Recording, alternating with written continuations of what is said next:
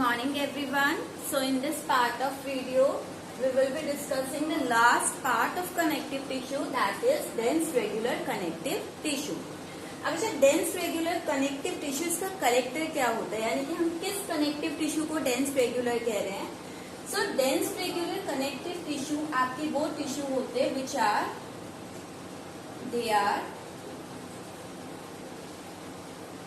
arranged in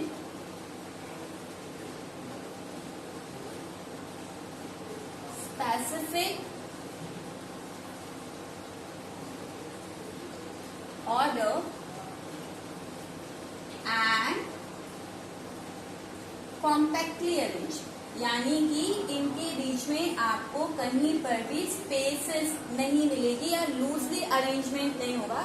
like हमने areolar और adipose में पढ़ा है कि फाइबर इस तरह से फाइबर्स कहीं कहीं होंगे, सेल्स होंगे.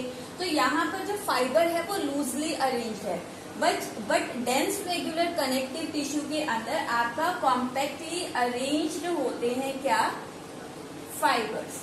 तो यहाँ पर मेन आपके जो फाइबर्स होंगे वो कॉम्पैक्टली अरेंज होंगे, उनके बीच में आपका यहाँ पर इस तरह से कोई फ्लूइड प्रेजेंट नहीं होगा.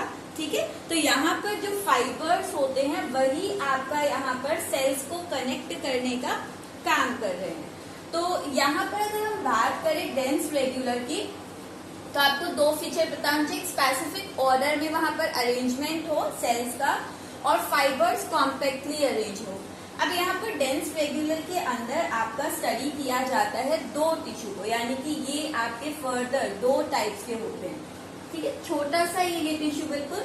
सो यहाँ पर जो दो टाइप्स के होते हैं, that the one is your tendon and the second is your ligament. इन दोनों में डिफरेंस क्या है? सी, अगर हम टेंडन का स्ट्रक्चर देखें, if I saw the structure, if I draw the structure of tendon, तो टेंडन में आपको कैसा स्ट्रक्चर दिखेगा? Like I am drawing here, this is the tissue, tendon tissue. So यहाँ पर ये आपको इस तरह से पर्टिकुलर मैनर में अरेंज्ड आपको मिलेंगे फाइबर्स, एंड इन्हीं फाइबर्स के इन बिटवीन ड्रॉज में ड्रॉ एक पर्टिकुलर लाइन में अरेंज होंगे यहाँ पर सेल्स. तो like I have drawn here, ये मैं पर्टिकुलर मैनर में रॉ बना रही हूँ सेल्स का, और इन सेल्स के बीच में आपके कॉम्पैक्टली अरेंज यानी बहुत पास प्रेजेंट होंगे क्या, फाइबर्स. तो ये एक पर्टिकुलर मैनर है. यहाँ पर टेंडन के अंदर हम क्या डिफरेंस लेते हैं? सी, टेंडन के अंदर आपके जो फाइबर्स होते हैं, ये फाइबर्स होते हैं वाइड फाइबर, इन्हें हम कहते हैं वाइड फाइबर. कॉम्पोजिशन वाइज इनका कॉम्पोजिशन अलग होगा. और ये जो सेल्स होते, दीज सेल्स, यहाँ पर स्पेसिफिक पॉइंट क्या है, ये cells are arranged in rows. ठीक है, लाइन होगी. ठीक है, and these cells are called fibroblast. Fibroblast बच्चा आपका नाम है. तो यही सेल आपके इन फाइबर्स को सिंथेसाइज करने का काम करते हैं. तो ये फाइबर एक्चुअली में सिंथेसाइज कौन कर रहा है? दीज फाइब्रोब्लास्ट, यानी ये फाइबर्स बनाने का काम यही सेल करते हैं अपने आसपास. और यहाँ पर ये फाइबर्स ही इन सेल्स को क्या रखते हैं, कनेक्ट रखते हैं, कॉम्पैक्टली अरेंज रखते हैं. देन इसके अलावा यहाँ पर अगर हम बात करें टेंडन की पोजीशन की, ये प्रेजेंट कहाँ होता है, तो टेंडन एक कनेक्टिव टिश्यू है जो कि ज्वाइन करता है, किसको, कनेक्टिव होता है जो कनेक्ट कर रहा है पार्ट्स को. तो ये किसे कनेक्ट करेगा? Tendon is the connective tissue which is connecting, it is connects bone with skeletal muscle. Bone के आसपास जो मसल होगी वो आपकी क्या होगी, स्केलेटल मसल होगी, हम पढ़ चुके हैं. तो ये बोन के साथ स्केलेटन मसल को कनेक्ट करने का काम करता है. लाइक आपका अज्यूम करिए ये कोई बोन है, ये कोई बोन है. ठीक है, और इस बोन के साथ यहाँ पर आपका मसल्स जो है वो अरेंज है, ये स्केलेटन मसल है. तो इन दोनों को बीच में, इन दोनों के बीच में आपका जो कनेक्ट करने का काम करेगा, कनेक्शन बनाएगा, वो आपका क्या होगा, टेंडन होगा, यानी कि टेंडन बोन और मसल को, स्केलेटन मसल को कनेक्ट करने का काम कर रहा है। Now coming to the next point, that is, अगर हम बात करें इस कनेक्टिव टिश्यू के नेचर की, so one more point we can write in the differences nature। तो आपका जो टेंडन होगा बच्चा, it is cord like, cord आपका टर्म होता है रॉड जैसा, कॉर्ड लाइक होता है, हार्ड होता है एंड इन इलास्टिक होगा, स्ट्रेचेबल नहीं होता है, ठीक है, इन इलास्टिक होगा, इलास्टिसिटी होता है जो स्ट्रेच हो, तो ये इन इलास्टिक नेचर का होता है। Now if we compare tendon with ligament, तो यहाँ पर क्या डिफरेंस आता है, सी, अगर हम नेचर की बात करें तो ये आपका होता है इलास्टिक नेचर, ठीक है, कंपेयर टू टेंडन, वो आपका इलास्टिक नेचर का होगा। यहाँ पर ये कनेक्ट करता है बोन और स्केलेटन मसल को, जबकि ये आपका कनेक्ट करता है, it connects bone with bone, ठीक है, बोन को बोन से कनेक्ट करने का काम कर रहा है। And if we see the structure, तो यहाँ स्ट्रक्चर में डिफरेंस क्या आता है, पहला डिफरेंस, यहाँ पर व्हाइट फाइबर्स होते हैं, बट लिगामेंट के अंदर आपके जो फाइबर्स होंगे, दीज आर येलो फाइबर्स, यहाँ पर येलो फाइबर्स होते हैं, यहाँ पर आपके येलो फाइबर कंप्लीटली एब्सेंट होंगे, येलो फाइबर्स एब्सेंट, यहाँ पर आपके येलो फाइबर्स जो होंगे, दे आर, येलो फाइबर्स आपके प्रेजेंट है, and white are less, white fiber यहाँ पर हो सकते हैं, बट व्हाइट फाइबर यहाँ पर बहुत ही लेस होंगे, नेग्लिजिबल होंगे। देन आफ्टर दिस, यहाँ पर और डिफरेंस, यहाँ पर भी आपके ये फाइबर्स को सिक्रीट करने के लिए आपके सेल्स होते हैं, which are also called fibroblast, ठीक है, फाइबर्स बनाने के लिए सेल फाइब्रोब्लास्ट कहलाएंगे। So here also the fibroblast are present, but यहाँ पर आपके fibroblast, they are arranged in rows, but here the fibroblast are scattered in this fibre, यहाँ पर स्पेसिफिक मैनर में अरेंज तो है फाइबर, लेकिन फाइब्रोब्लास्ट जो है वो क्या है, स्कैटर्ड है। तो these are your fibroblast scattered इन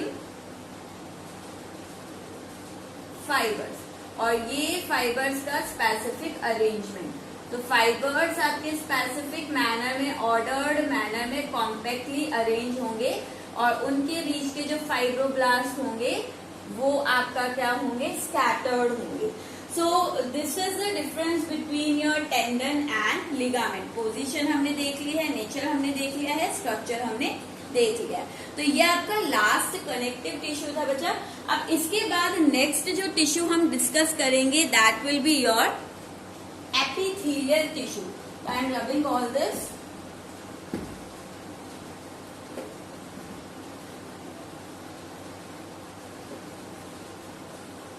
अच्छा, एपिथेलियल टिश्यू को हम एपिथेलियम टिश्यू भी बोलते हैं, और एपिथेलियल और एपिथेलियम टिश्यू जो होता है ये बेसिकली, एपी का मतलब होता है अपॉन, या एपी हमने देखा है कि ज्यादातर आपका आउटर मोस्ट लेयर के लिए होता है, ठीक है, एपी मतलब अपॉन यानी किसी चीज के ऊपर हो, ठीक है।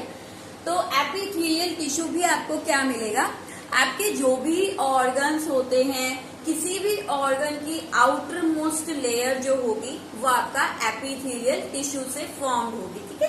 तो नेक्स्ट टिश्यू हम पढ़ते हैं, that is the last animal tissue, क्योंकि हम मस्कुलर टिश्यू कर चुके हैं, न्यूरल टिश्यू कर चुके हैं, कनेक्टिव टिश्यू में हम 5 टाइप्स के कनेक्टिव टिश्यू कर चुके हैं, and this one is the last epithelial, और we can say epithelium tissue, ठीक है।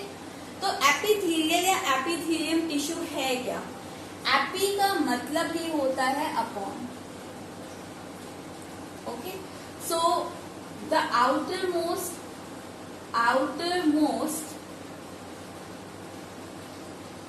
lining of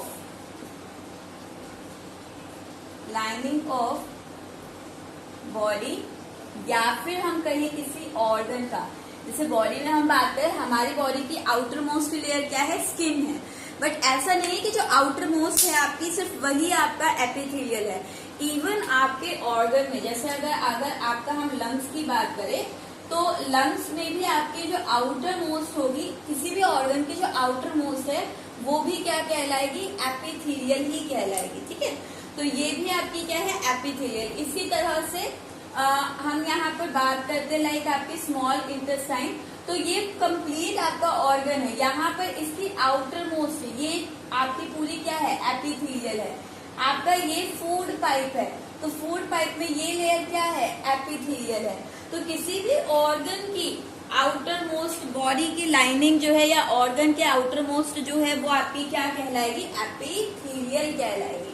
और एपिथेलियल आउटर मोस्ट है तो मेन इसका काम जो होता है वो आपका होता है प्रोटेक्शन का। बट अलोंग विद दैट कई जगह पर ये एब्जॉर्प्शन भी कर रही होगी, कई जगह पर इसमें सीलिया प्रेजेंट होंगे which are thread like structure, जो कि मॉलिक्यूल्स का या फूड का ट्रांसपोर्टेशन में भी हेल्प कर रहा होगा। तो डिपेंडिंग अपॉन आप किस एरिया के एपिथेलियल को पढ़ रहे हैं उसका फंक्शन थोड़ा थोड़ा वेरी कर सकता है, बट प्रोटेक्टिव नेचर तो हर जगह रहेगा। ठीक है, तो प्रोटेक्टिव तो इसका कॉमन फीचर है, बट अलोंग विद दिस ये कहाँ प्रेजेंट है, पोजीशन वाइज आपका डिफरेंट जो फंक्शन है वो वेरी कर सकता है यहाँ पर। सो पहला पॉइंट तो हमारा क्या हो गया, आउटर मोस्ट लाइनिंग है बॉडी की या फिर ऑर्गन्स की। ऑर्गन्स में आप विसरल ऑर्गन्स भी लिख सकते हैं। विसरल टर्म जो होती है ये सॉफ्ट के लिए होती है, सॉफ्ट ऑर्गन, यानी आपकी बॉडी में जैसे कि आपका लंग्स है तो ये आपका विसरल ऑर्गन कहलाएगा, आपकी फूड पाइप है, इंटेस्टाइन है, ये सारे आपके सॉफ्ट ऑर्गन है, ये आपके क्या कहलाएंगे, विसरल ऑर्गन्स कहलाएंगे। तो किसी भी विसरल ऑर्गन की भी आउटर मोस्ट लेयर आपकी आउटर मोस्ट लाइनिंग किससे बनी होगी, एपिथेलियल। ना इसके अलावा यहाँ पर और क्या कैरेक्टर है, एपिथेलियल जनरली आपकी जो होती है सिंगल लेयर्ड होती है, बट यहाँ पर मल्टीपल लेयर भी हो सकती है, तो वो हम टाइप्स में पढ़ेंगे। अगर सिंगल लेयर है तो हम सिंपल एपिथेलियल कहते हैं, टाइप्स भी कर ही लेते हैं। ब्रॉडली हम क्लासिफाई करते हैं दो टाइप्स में। एक आपकी होती है simple epithelial, simple epithelial, okay, and एक आपकी होगी स्ट्रैटिफाइड एपिथेलियल। सिंपल एपिथेलियल या स्ट्रैटिफाइड एपिथेलियल, स्ट्रैटिफाइड को कई जगह पर आपका कॉम्प्लेक्स या कंपाउंड, कॉम्प्लेक्स या कंपाउंड एपिथेलियल भी आप बोल सकते हैं। ठीक है, इन दोनों में डिफरेंस क्या होगा बच्चा, as the name suggest, simple epithelial, simple यानी कि आपका form of single layer, single layer से बनी होगी, but stratified is formed of multiple layers. अगर आपकी बहुत सारी लेयर्स हैं तो वहां पर हम उस एपिथेलियल को स्ट्रैटिफाइड एपिथेलियल कहते हैं। लाइक आपकी स्किन, आपकी स्किन एक स्ट्रैटिफाइड एपिथेलियल है, ओके। तो यहाँ पर सिंगल लेयर होती है और यहाँ पर आपकी क्या होती है, कॉम्प्लेक्स लेयर होती है। देन आपका यहाँ पर आपकी जो सिंपल एपिथेलियल है इसे हम डिवाइड करते हैं फर्दर डिफरेंट टाइप्स में। कौन कौन सी है, पहली है squamous, then cuboidal, then columnar, then ciliated, and the last is glandular। ठीक है, ग्लैंड्यूलर, स्क्वेमस, ओके। सो ये आपकी डिफरेंट टाइप की क्या है, सिंपल एपिथेलियल। लाइकवाइज स्ट्रैटिफाइड भी सेम आपकी है। स्ट्रैटिफाइड में स्ट्रैटिफाइड स्क्वेमस हो सकती है, तो आई am just writing the abbreviated form, stratified squamous हो सकती है, स्ट्रैटिफाइड क्यूबॉइडल हो सकती है, स्ट्रैटिफाइड कॉलमनर हो सकती है, ओके। देन सीलिएटेड और ग्लैंड्यूलर तो आपको स्ट्रैटिफाइड नहीं मिलेगी। बेसिकली आपको ये 3 आपके स्ट्रैटिफाइड यानी मल्टीपल लेयर्स में मिलती है। ओके, अब यहाँ पर इसके अलावा एपिथेलियल टिश्यू का और क्या कैरेक्टर होता है?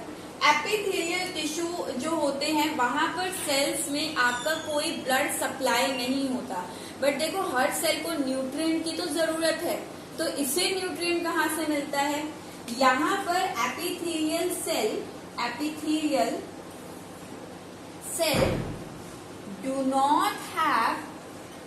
don't have any blood supply. इनके पास तक, इन सेल्स के पास तक कोई ब्लड वेसल्स नहीं जा रही है, but they get nutrient from basement membrane. Basement membrane कोई भी एपिथेलियल लेयर जो फॉर्म होगी या किसी भी ऑर्गन की जो एपिथेलियल है, उस एपिथेलियल के जस्ट नीचे एक पतली सी लेयर होती है बेसमेंट, जिसके ऊपर एपिथेलियल सेल प्लेस्ड होते हैं। ठीक है, like if you have to draw, जैसे मैं किसी ऑर्गन की ये एपिथेलियल बना रही हूँ, सिंपल एपिथेलियल की कॉम्पैक्टली अरेंज सेल होंगे। सिंपल एपिथेलियल में आपका सिंगल लेयर होगी, और एपिथेलियल का आपका ये भी कैरेक्टर होता है कि यहाँ पर कॉम्पैक्ट अरेंजमेंट होती है सेल्स की, कोई इंटरसेल्युलर स्पेसेस नहीं होगा। That I write the point next to it. तो यहाँ पर ये एक मैं सिंपल एपिथेलियल ड्रॉ कर रही हूँ। ये आपके कॉम्पैक्टली अरेंज जो सेल है, सिंगल लेयर है। ये एपिथेलियल के जस्ट नीचे, यहाँ पर एक लेयर प्रेजेंट होगी, एंड दिस लेयर, ये लेयर आपकी कहलाएगी बेसमेंट। तो एपिथेलियल लेयर जिस पर पोजीशन्ड होती है, उस लेयर को हम यहाँ पर क्या कहते हैं? ये कहलाएगी आपकी basement membrane, and these are your epithelial cell. ये एपिथेलियल सेल हो जाएंगे। तो एक एपिथेलियल सेल के पास कोई ब्लड वेसल का नेटवर्क नहीं है, बट ये न्यूट्रिएंट लेते हैं इस बेसमेंट मेम्ब्रेन से, हैविंग ब्लड सप्लाई। यहाँ पर जो बेसमेंट मेम्ब्रेन होगी बच्चा, उस बेसमेंट मेम्ब्रेन में आपकी क्या होगी? ब्लड सप्लाई प्रेजेंट होगी। ओके, सो यहाँ पर मैंने ड्रॉ कर दिया, ये जो बेसमेंट है नीचे वाली है, यहाँ पर ब्लड सप्लाई है। इन एपिथेलियल लेयर में ब्लड सप्लाई नहीं है, तो यहाँ पर जो भी न्यूट्रिएंट आएगा बेसमेंट में, वो सिंपल डिफ्यूजन की प्रोसेस से इन सेल्स तक रीच कर जाएगा। ओके, देन आप एक और कैरेक्टर लिख सकते हैं एपिथेलियल सेल्स का, कि ये सेल्स आपके कॉम्पैक्टली अरेंज होंगे। One more character is there, that they are compactly arranged without intercellular spaces। Compactly arrange है और यहाँ पर कोई भी इंटरसेल्युलर स्पेस जो है वो प्रेजेंट नहीं होगी। So these are the common character of your epithelial tissue। अब हमें यहाँ पर पढ़नी है अपनी 5 टाइप्स की epithelial, that is glandular, squamous, cuboidal, columnar और सीलिएटेड। ये एपिथेलियल आपकी बॉडी में कहाँ पर प्रेजेंट है और इनमें क्या डिफरेंसेस आते हैं। ठीक है, तो यहाँ पर अब हमें पढ़ना है next, that is 5 types of epithelial tissue of epithelial layer. So I M rubbing all this और हम स्टार्ट करेंगे आपका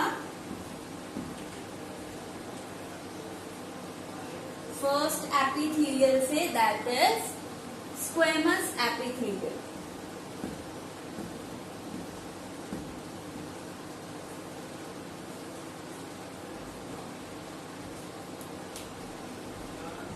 The first is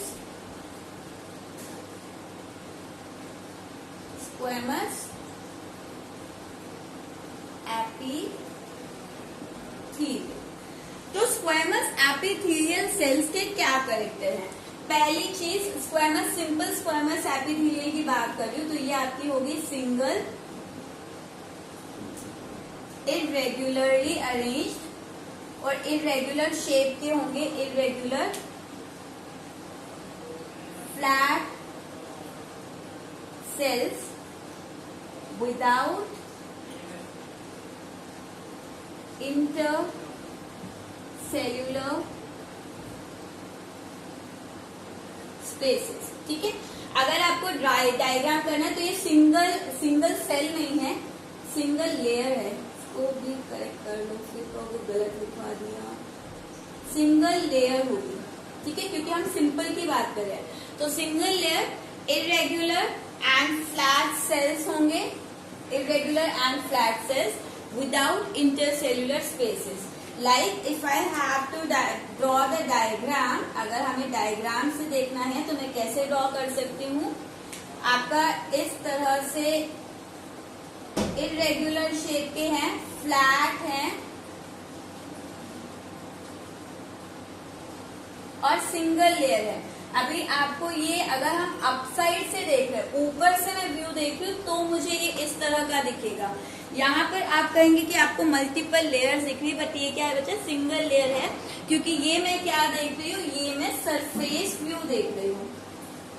surface view यानी कि अगर मैं अपनी स्किन की यहाँ ऊपर देखूं इस तरह से ऊपर की तरफ, तो मुझे ये आपके इरेग्युलर शेप के दिखेंगे, बट ये है एक ही लेयर। अगर मैं इस तरह से यहाँ से देखूं ट्रांसवर्स व्यू, तो यहाँ एक लेयर दिखनी चाहिए मुझे। ठीक है, सरफेस पे तो आपको इस तरह का दिखेगा और यहाँ पर आपको सिंगल लेयर दिखेगा। तो ये क्या है, आपका सरफेस व्यू है। बाकी कॉमन चीजें हैं, आपको पता है, कोई भी सेल है तो यहाँ पर आपको ये साइटोप्लाज्म ड्रॉ कर देना है। So I am just drawing it in a single cell. इस तरह से आपका साइटोप्लाज्म हो जाएगा। ये आपका सरफेस व्यू। अगर मैं यहाँ पर वर्टिकल व्यू आपको दिखाऊं, वर्टिकल व्यू, तो आप कैसे ड्रॉ कर सकते हैं, सेम यही चीज, single layer flat cell almost. तो ये सिंगल लेयर हो जाएगा, कॉम्पैक्टली अरेंज है, इनके बीच में कोई आपका स्पेसेस नहीं है, ये सेल्स हो गए। और वर्टिकल व्यू देख रहे हो तो आपको वर्टिकल व्यू में यहाँ पर इसके बेस पर बेसमेंट मेम्ब्रेन भी दिखेगी। तो ये आप ड्रॉ कर सकते हैं। यहाँ पर ये क्या हो जाएगी, बेसमेंट मेम्ब्रेन। तो स्क्वैमस एपिथेलियल आपको इस तरह की दिखेगी। ठीक है, सो दिस इज बेसमेंट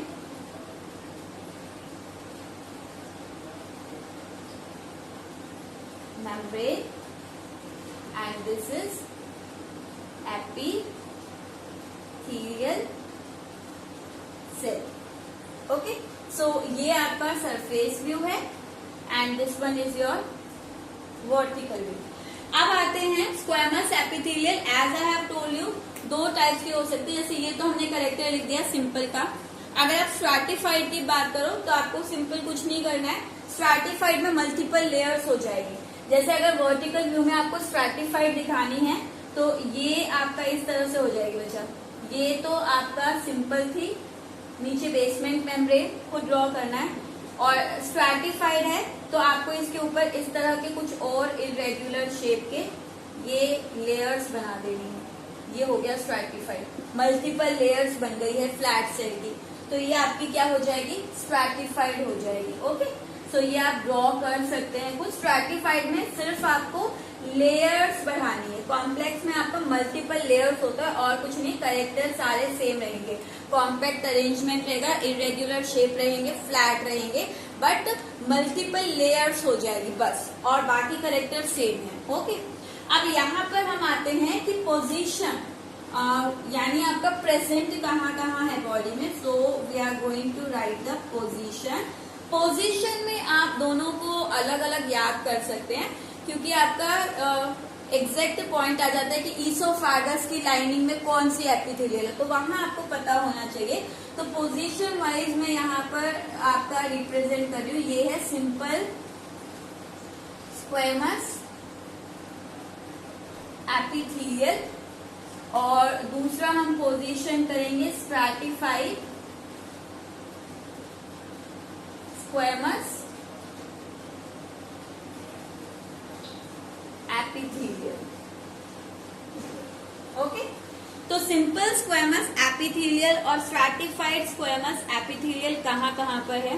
पहले हम सिंपल स्क्वेमस को लेते हैं। तो सिंपल आपका सबसे पहला प्रेजेंट होगी कहाँ पर? फर्स्ट आपकी lining of mouth and oesophagus. Oesophagus आप लोगों ने पढ़ा होगा, ईसोफेगस बचपन से पढ़ते आ रहे हो। ईसोफेगस हम बोलते हैं फूड पाइप के लिए। बस चेक कर लेते हैं नीचे आपको दिख रहा है क्या? ठीक है, अभी दिख रहा है।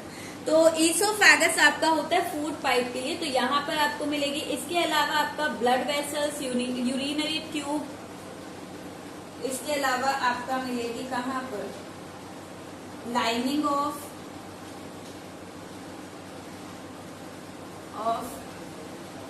Blood vessel. देखो यहाँ पर है ना, एक छोटी सी चीज ध्यान रखने की है।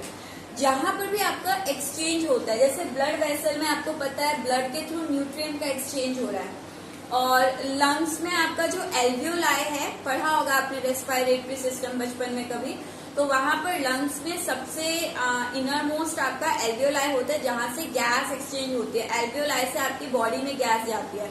तो जहां पर भी एक्सचेंज हो रहा है, एक्सचेंज होने के लिए उस लेयर का करेक्टर होना चाहिए, क्योंकि अगर लेयर मोटी होगी, थिक होगी या मल्टीपल लेयर होगी तो वहां डिफ्यूजन लेट होगा, जल्दी नहीं हो पाएगा।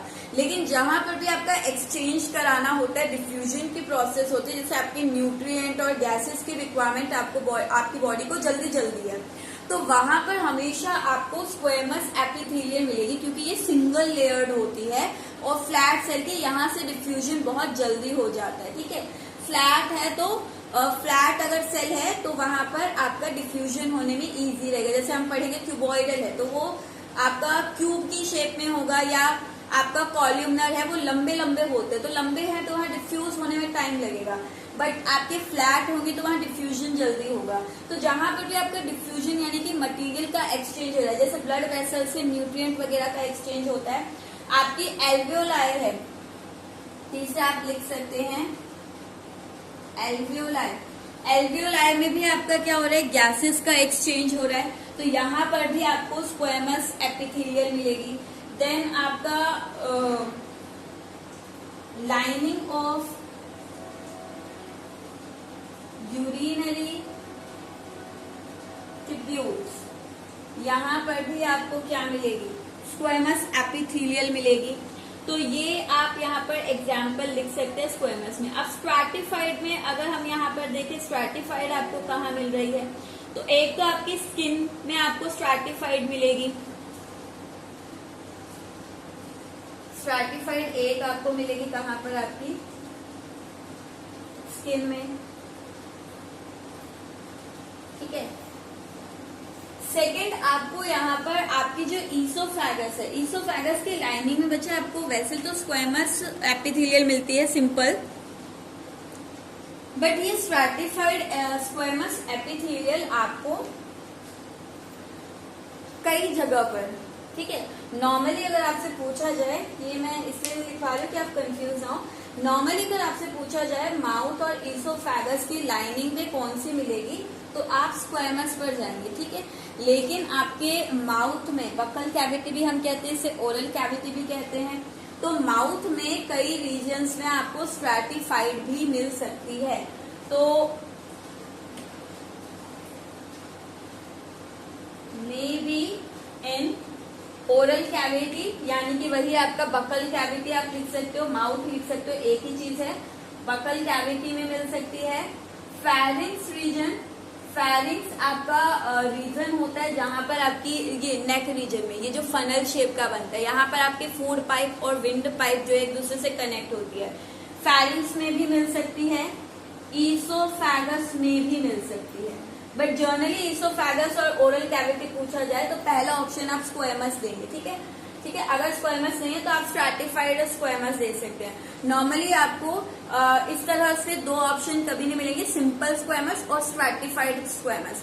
आपको सिंपल यही मिलता है, squamous, cuboidal, columnar, glandular, ciliated, ठीक है। तो स्क्वेमस है तो स्क्वेमस में आपकी नॉलेज के लिए बता रही हूँ कि यहाँ पर मल्टीपल लेयर्स होती हैं, बट अगर आपको ये दोनों ऑप्शन मिले, सिंपल स्क्वेमस और स्ट्रैटिफाइड स्क्वेमस, तो आप पहले सिंपल स्क्वेमस पे जाएंगे इन सब के लिए, सेकेंड पॉइंट के लिए, ठीक है।